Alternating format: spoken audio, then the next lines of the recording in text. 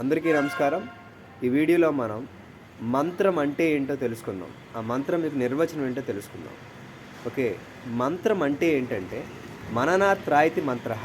Mann plus త్ర. Mann అనగా mind అని అర్థం. త్ర అంటే టు ప్రొటెక్ట్ అని అర్థం.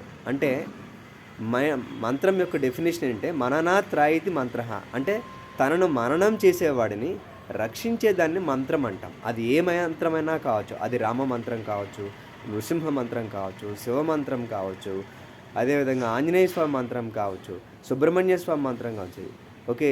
సప్తకోటి మహామంత్రాలు ఉన్నాయి. అందులో ఏ మంత్రం తీసుకున్నా కూడా మనం సరైన గురువు ద్వారా అంటే ఆ మంత్రసిద్ధి పొందినటువంటి గురువు దగ్గర నుంచి మంత్రాన్ని స్వీకరించి మనం దీక్షగా అనుష్ఠానం చేసినట్లయితే ఆ మంత్రం సిద్ధించినట్లయితే ఆ మంత్రం ఏ ఏ ఫలితాలు అయితే ఇస్తుందో ఆ ఫలితాలన్నీ మీరు ఖచ్చితంగా పొందుతారు. ఫర్ ఎగ్జాంపుల్ గాయత్రి ఉంది. గాయత్రి మంత్రాన్ని మీరు నిత్యం ఉచ్చరించినట్లయితే మిమ్మల్ని గాయత్రి దేవత నిరంతరం రక్షిస్తూ ఉంటుందన్నమాట. సో మరిన్ని విశేషాలతో మళ్ళీ కలుద్దాం. అంతవరకు నమస్తే, సెలవు.